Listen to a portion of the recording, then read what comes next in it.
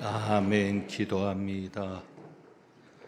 우리를 하나 되게 하시는 믿음과 소망과 사랑의 주님을 찬양합니다. 저의 찬양을 기뻐 받으시고 수고한 할렐루야 찬양대 위에와 광농숲 오케스트라 위에 크신 은혜로 갚아 주옵소서.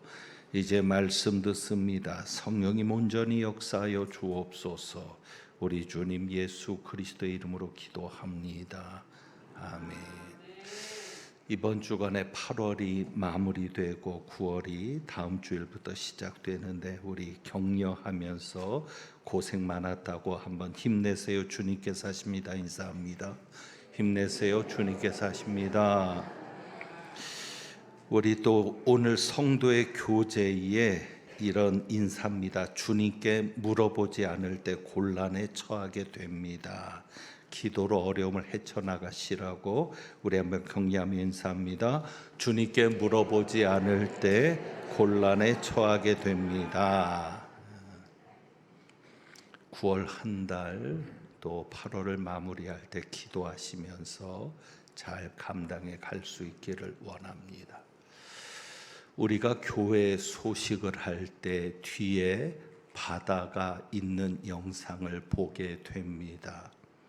날이 더운 무더위에 파도가 치는 바닷가의 영상은 참으로 시원함을 줍니다. 그래서 이런 생각을 합니다. 광고가 나갈 때 뒤에 배경되는 흰 바탕을 없애고 그냥 바다 영상 위에 글자로만 띄우면 어떨까?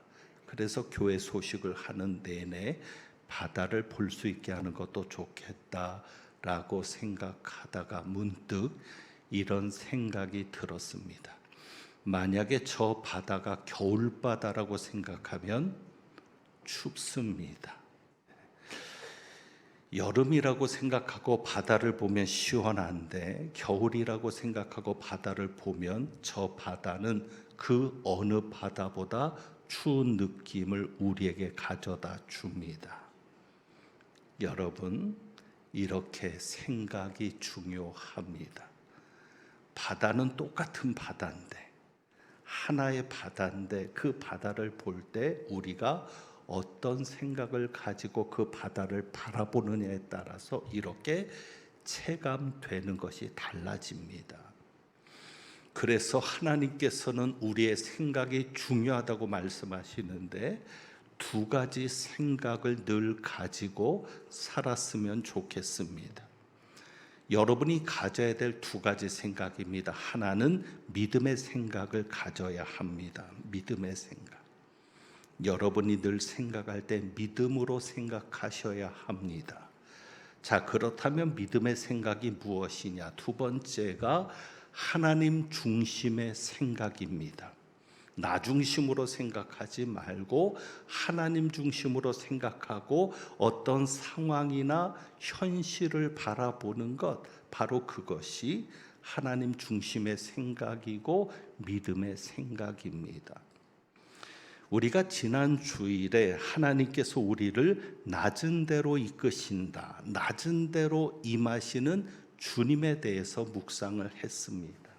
낮은 대로 우리를 이끄셔서 그 낮은 데서 우리를 만나 주시는 주님인데, 그렇다면 과연 여러분은 어떤 곳이 낮은 곳이라고 생각하십니까? 여러분의 인생에서 내가 어떤 환경에 처했을 때 정말 이곳이 바닥이라고 여겨지셨습니까? 그러니까 여러분은 어디까지, 우리가 지금 내리막길을 내려가고 있다라고 하면 우리 인생에서 여러분은 어디까지 내려가 보셨습니까? 여러분은 바닥까지 추락해 보신 적이 있습니까? 우리 인생의 바닥은 어디입니까?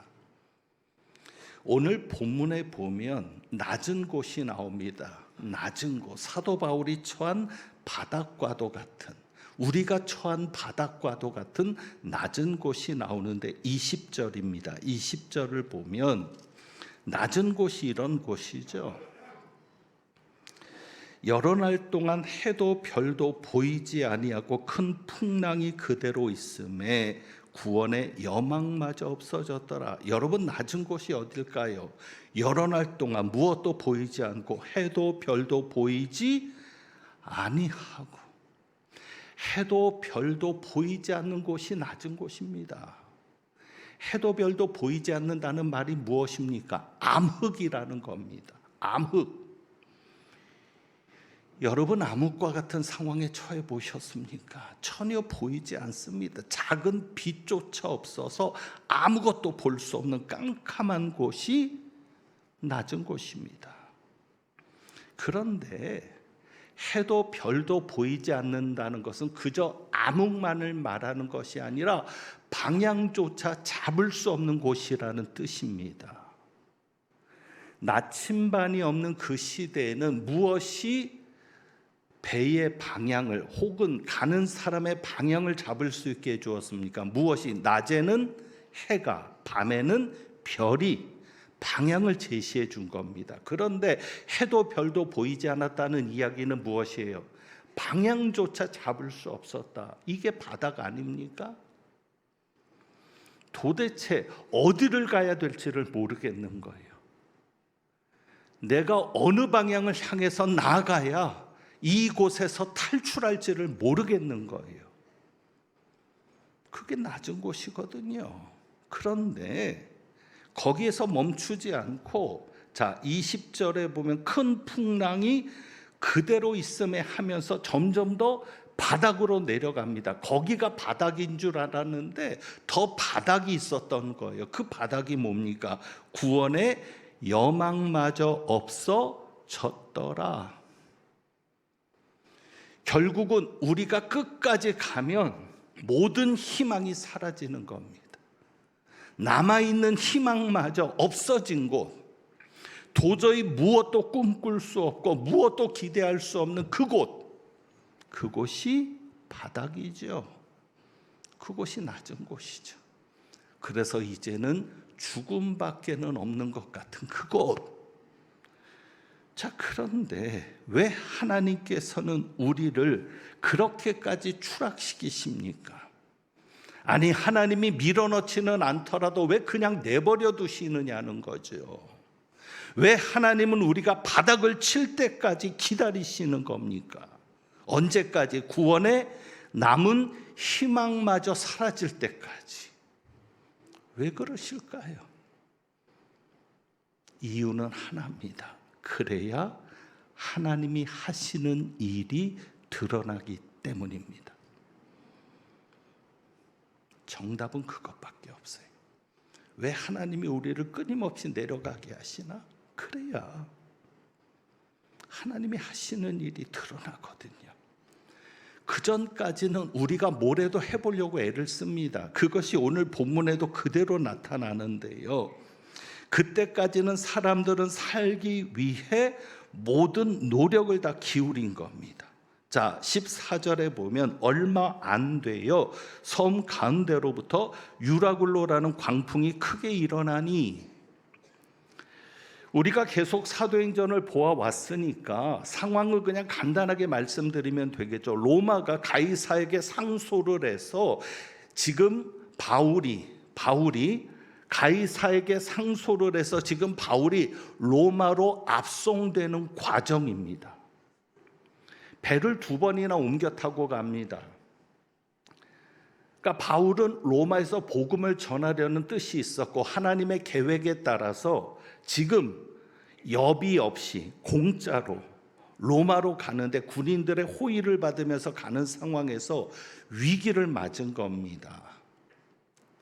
작은 배를 타고 가서 거기에서 큰 배로 갈아타는데 알렉산드리아 배를 만나 우리를 오르게 하니, 이달리아는 이탈리아를 말합니다. 지중해를 안전하게 건너려면 큰 배를 타고 가야 되거든요. 그래서 큰 배를 탔으니까 안심했을지도 모릅니다. 마침 바람도 순하게 부는 겁니다. 그런데 얼마 안 되어서 유라굴로라는 광풍이 일어나게 되죠.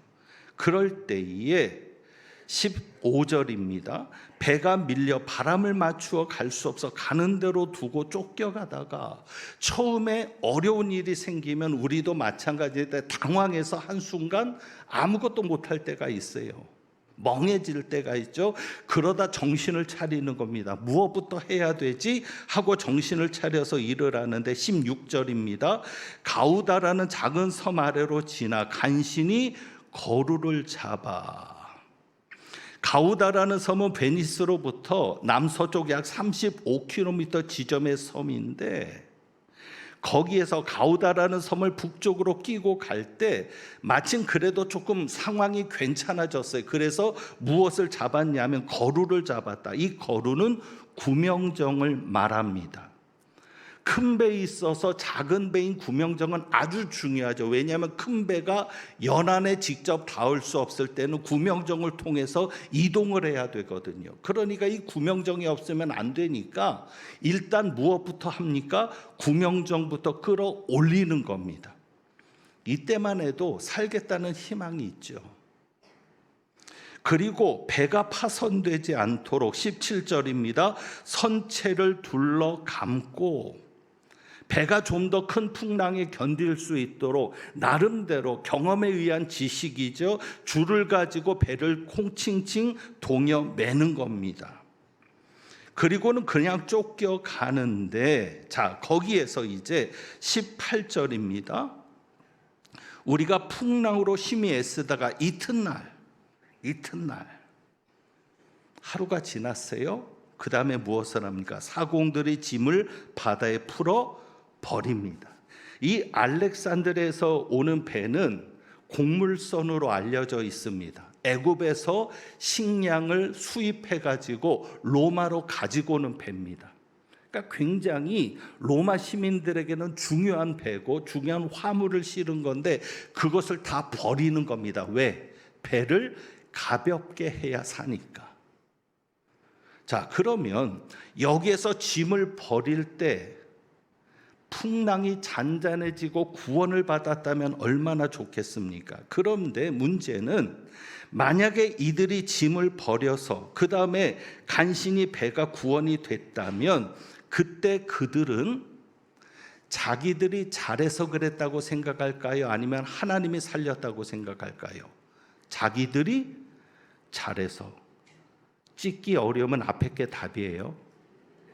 앞에 게 답이에요. 착한 사람은 정답을 앞에 두고요. 못된 사람은 정답을 뒤에 두거든요.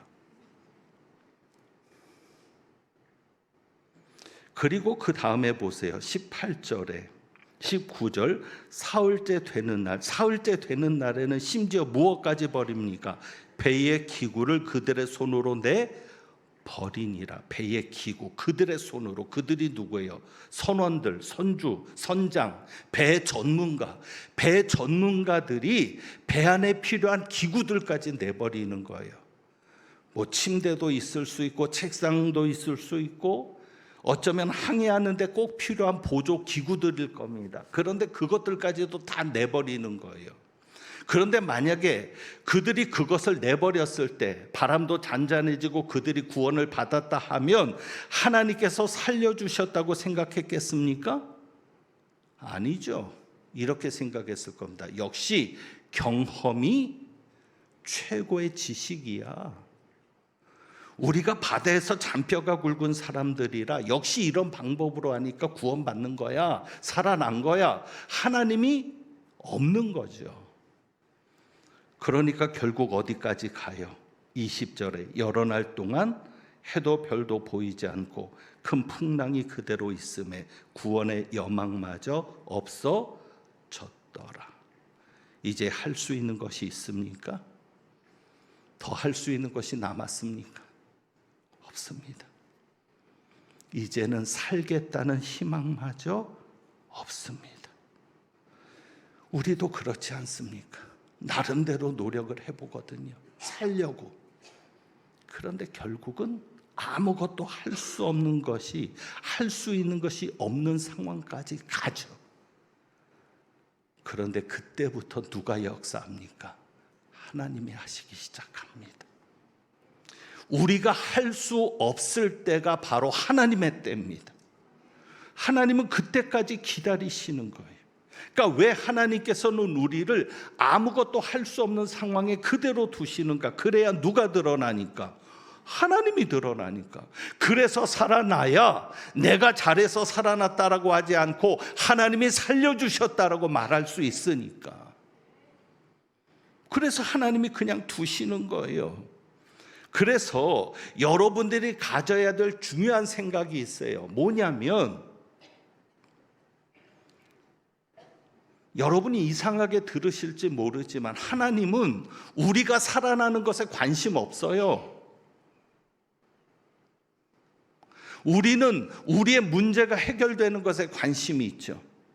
내가 죽지 않고 살아나는 것에 관심이 있죠. 내가 지금 이 위기를 벗어나는 것에 관심이 있죠. 그런데 하나님은 거기에 관심이 없어요. 그럼 하나님의 관심은 뭐냐? 그것을 통해서 하나님이 드러나는 것. 우리는 그저 우리의 문제 해결이 관심인데 하나님의 관심은 우리가 문제 해결을 받는 것을 통해서 누가 드러나는 것? 하나님이 드러나는 것. 하나님이 역사하셨다는 것이 드러나는 것이 하나님의 관심입니다. 그래서 하나님이 드러나는 게 하나님의 목적이에요. 어떻든지. 그렇다면 우리가 어떤 사람으로 살아가야 될까요? 하나님을 드러내는 사람으로 살아야죠. 자, 그래서 사도 바울이 이렇게 얘기를 합니다. 23절부터 보면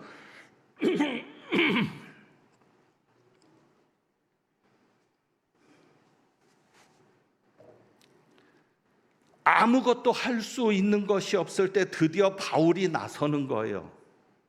그래서 바울이 하나님이 주시는 말씀을 하는 거예요. 22절엔 이렇게 얘기하죠. 내가 너희를 권하노니 이제는 안심하라. 너희 중 아무도 생명에는 아무런 손상이 없겠고 오직 배뿐이리라 하면서, 자 23절에 내가 속한 바 곧 내가 섬기는 하나님의 사자가 어젯밤에 내 곁에 서서 말했다. 바울아 두려워하지 말라. 내가 가이사 앞에 서야 하겠고 또 하나님께서 너와 함께 항해하는 자를 다 내게 주셨다 하였으니 하면서 무슨 얘기를 해? 그러므로 여러분이요 안심하라. 나는 내게 말씀하신 그대로 되리라고 하나님을 믿노라. 자, 여기에서 사도 바울이 하나님을 몇 번을 언급했습니까? 저를 쳐다본다고 답이 없잖아요. 제 얼굴에 주름살 3개. 자, 하나님이 몇 번을 언급됐어요? 3번. 이 숫자도 못 세시면 천국에 가까우신 겁니다. 3번. 왜요? 바울의 목적은 뭐예요? 지금 이 상황에서 하나님을 드러내는 거예요. 바울은 하나님을 드러내려는 자입니다. 그러니 하나님이 역사하시는 겁니다. 여러분, 하나님이 하시는 사람이 되려면은요, 숨기지 마세요. 내가 예수 믿는 자임을 숨기지 마세요. 내가 교회 다니는 자임을 숨기지 마세요. 내가 크리스찬임을 숨기지 마세요. 드러내세요. 그래서 내가 풍랑을 만났을 때 거기에서 구원받는 것을 보고 살아계신 하나님이 드러나도록 하세요. 여러분이 하나님을 믿는 자임을 숨기고 살았는데 하나님이 여러분을 살려주셔도 하나님 나라에는 아무런 일이 안 일어날 거 아닙니까? 그렇게 되지 않도록, 그래서 25절에 바울이 말합니다. 나는 내게 말씀하신 그대로 되리라고 하나님을 믿노라. 여러분의 식구들에게 말하세요. 나는 하나님을 믿는다. 여러분의 자식들에게도 얘기하세요. 나는 하나님을 믿어. 문제가 생기고 어려움이 생기고 풍랑이 일어날 때 말하세요. 나는 하나님을 믿어. 그래서 하나님이 거기에서 구원해 주셨을 때 단순히 내가 구원받았다는 것에만 만족하는 게 아니라 나의 구원을 통해 누가 드러나시도록? 하나님이 드러나시도록, 하나님이 하셨다는 것이 말해지도록. 왜? 단순히 우리가 이 땅에서 구원받는 것이 문제가 아니라 우리 어디까지 가야 하니까? 천국까지 가야 하잖아요. 사도 바울에게 맡겨진 이들이 단순히 생명만 사는 자들이 아니라 영원한 생명을 얻는 자들이 돼야 되잖아요. 그러기 위해선 하나님을 드러내야죠. 자, 그런데 문제가 여기에 있습니다. 여기에서 또 한 가지 여러분이 중요하게 생각하셔야 될 것이 있는데, 문제가 여기 있어요. 자, 사도 바울이 하나님을 드러내는 자입니다. 우리도 하나님을 드러내려 하는 자로 살고 싶습니다. 또 그렇게 살아갑니다. 자, 그럴 때 우리에게 있는 중요한 특성이 있어요. 무슨 특성이냐? 자, 이 배 안에 몇 명이 있었을까요? 이 배 안에 몇 명이 있습니까? 37절에 보면 그 배 안에 몇 명이 있어요? 276명. 276명에서 하나님의 음성을 들을 수 있는 사람은 몇 명? 한 명. 저는 여러분의 가정에서 여러분만이라도 하나님의 음성을 들을 수 있는 자 되기를 원합니다. 그래야 여러분의 가정에 풍랑이 일어날 때 하나님이 여러분에게 찾아오실 것 아닙니까? 뭔가 소통해야 될 자가 필요하잖아요. 하나님도. 우리 교회 안에서 여러분이 하나님의 음성을 들을 수 있는 사람 되기를 원합니다. 그래야 우리 교회가 풍랑이 일어날 때 하나님이 여러분에게 찾아와서 말씀하실 거 아니에요. 그 배 안에는 하나님의 음성을 들을 수 있는 사람이 누구밖에 없었어요? 바울밖에 없어요. 그런데 문제는 내가 하나님의 음성을 들을 수 있는 사람인데 문제는 내 입장인 거죠. 바울이 하나님의 음성을 들을 수 있는 사람인데 지금 바울은 무엇입니까? 문제가 뭐예요? 바울은 죄수라는 데 문제가 있는 거죠. 여러분의 가정에서 여러분이 하나님의 음성을 들을 수 있는 사람이고, 여러분의 회사에서, 세상에서 하나님은 여러분과 소통을 해서 여러분을 통해서 세상에게 하나님의 이야기를 하기를 원하는데, 문제는 세상에서 우리가 가장 낮은 자인 거죠. 바울처럼 죄수. 그러니까 어떤 일이 생겨요? 바울의 말을 안 듣는 거예요. 왜? 죄수니까. 그것이 오늘 본문에 나오지 않습니까? 11절입니다. 백부장이 선장과 선주의 말을 바울의 말보다 더 믿더라. 이게 토요일 날 새벽 기도 본문인 건데요. 9절에 보면 여러 날이 걸려 금시가는 절기가 이미 지났으므로, 이 금시가는 절기는 대속죄일입니다. 태양력으로는 9월 20일 전후죠. 9월 중순부터 3월까지는 바다에 돌풍이 부는 때가 많다고 합니다. 특별히 11월 중순부터 1월까지는, 그래서 이 겨울 동안에는 항해하는 배가 거의 없는 거예요. 그런데 아마 이게 곡물선이니까 어쨌거나 이 식량을 빨리 로마로 옮겨야 로마 시민들이 살 수 있겠다고 생각하고 정부의 압박을 안 받을 거라고 생각해서인지 몰라도 무리를 하는 거죠. 그래서 바울이 뭐라고 얘기해요? 10절에 여러분이요, 내가 보니 이번 항해가 화물과 배만 아니라 무엇에도 우리 생명에도 타격과 많은 손해를 끼치리라. 가지 말자. 가지 말자. 그런데 문제는 바울은 위치가 뭐예요? 지금 죄수. 백부장이 선장과 선주의 말을 바울의 말보다 더 믿더라. 선장과 선주는 누구예요? 전문가. 여러분, 세상은 그럴 수밖에 없어요. 세상은 여러분의 말을 듣겠어요? 전문가의 말을 듣겠어요? 전문가의 말. 하나님을 사랑하고 하나님을 드러내려고 하는 여러분들의 말을 듣겠어요? 전문가, 세상의 지위가 높은 사람들의 말을 듣겠어요? 지위 높은 자. 그러니까 어쩌면 우리는 무시받는 위치에 있을지도 몰라요.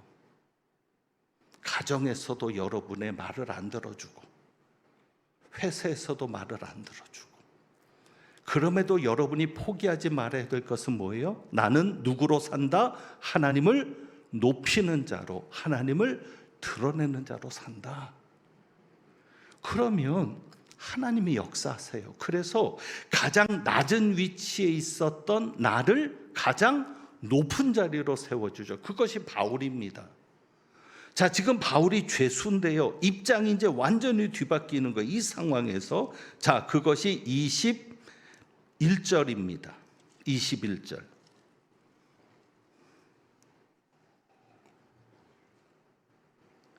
여러 사람이 오래 먹지 못하였음에 바울이 가운데 서서 말합니다. 중요하죠. 바울이 지금 어디에 와 있어요? 중심. 가만히 보니까 중심이 된 거예요. 주변인이었는데 왜?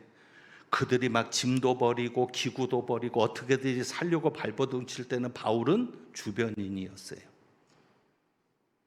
모든 희망이 끊어지니까 이제는 하나님밖에는 희망이 없으니까 하나님과 함께하는 바울이 중심이 되는 거예요.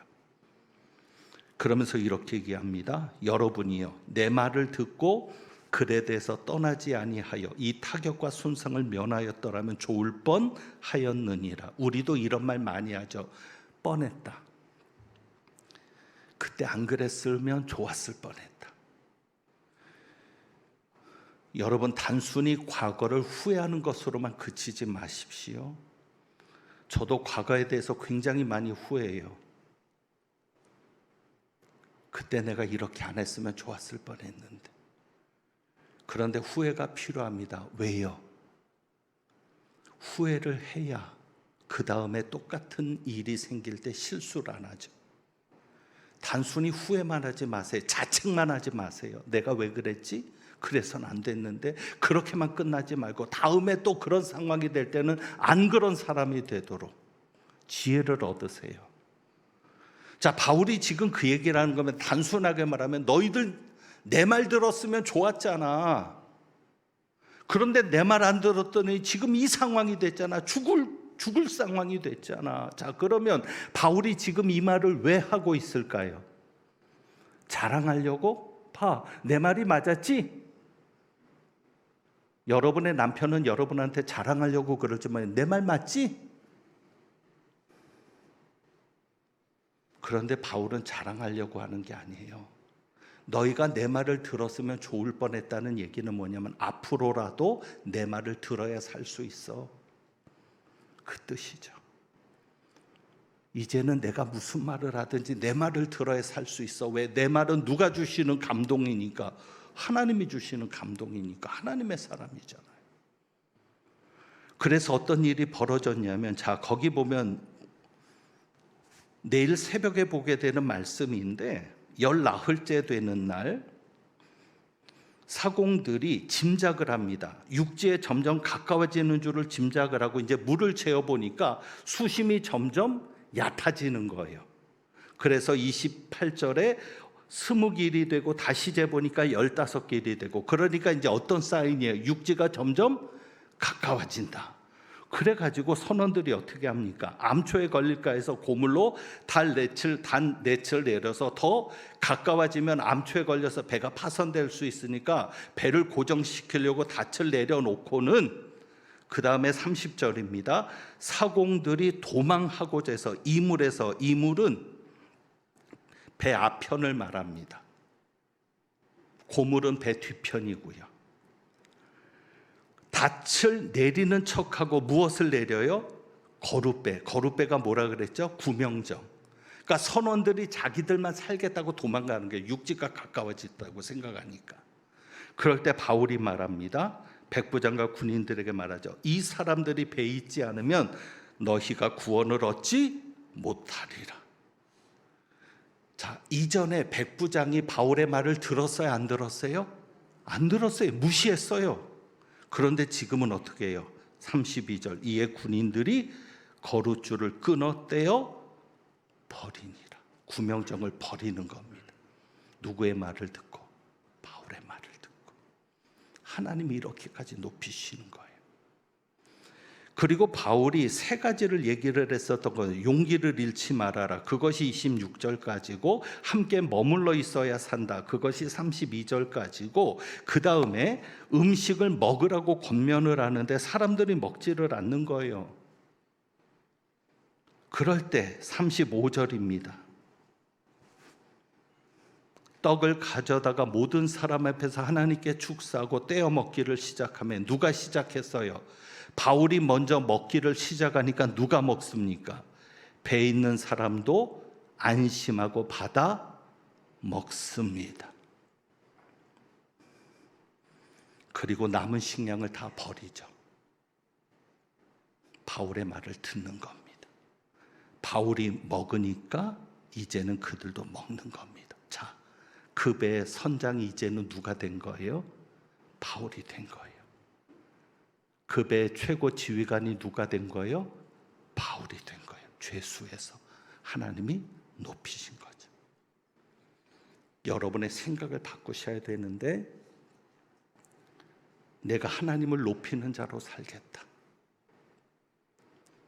내가 하나님이 하시는 일을 드러내는 자로 살겠다. 여러분이 그 결심을 가지고 사시면 하나님이 역사하십니다. 왜? 그래야 하나님이 드러나니까. 그런데 어느 때는 사람들이 날 알아주지 않아요. 회사에서도. 네가 뭘 알아? 네 말 듣는 것보다 저기 말 듣는 게 낫지. 그런데 아니에요. 여러분이 하나님을 높이는 자로 살면 결국 하나님이 여러분을 높여주시는 역사가 일어나요. 우리는 그것을 사명이라고 말하죠. 자, 여러분, 그 배 안에 몇 명이 있었다 그랬어요? 276명. 자, 여기에서 먹고 살기 위해서 그 배를 탄 자는 몇 명일까? 그리고 또 한 가지 중요한 건 이겁니다. 바울은 먹고 살기 위해 배를 탔습니까? 사명을 위해 탔습니까? 사명. 여러분이 단순히 먹고 살기 위해 사는 자가 아니라 사명을 위해 사는 자가 되셔야 합니다. 그러면 여러분이 사는 겁니다. 왜? 사명이 있는 한 하나님이 우리를 끝까지 책임지시는 거거든요. 그리고 사명이 있는 자가 있을 때 그 사명이 있는 자와 함께하는 자도 하나님이 책임지시거든요. 그래서 여러분이 사명 있는 자로 사시고 어떻게든지 하나님을 높이고자 하는 마음으로 하나님을 드러내는 자로 하나님께서 하시는 일을 나타내는 자로 사실 수 있기를 원합니다. 그럴 때 하나님이 여러분과 함께 하시는 겁니다. 그래서 오늘 두 찬양을 불러보는데 345장 찬양인데요.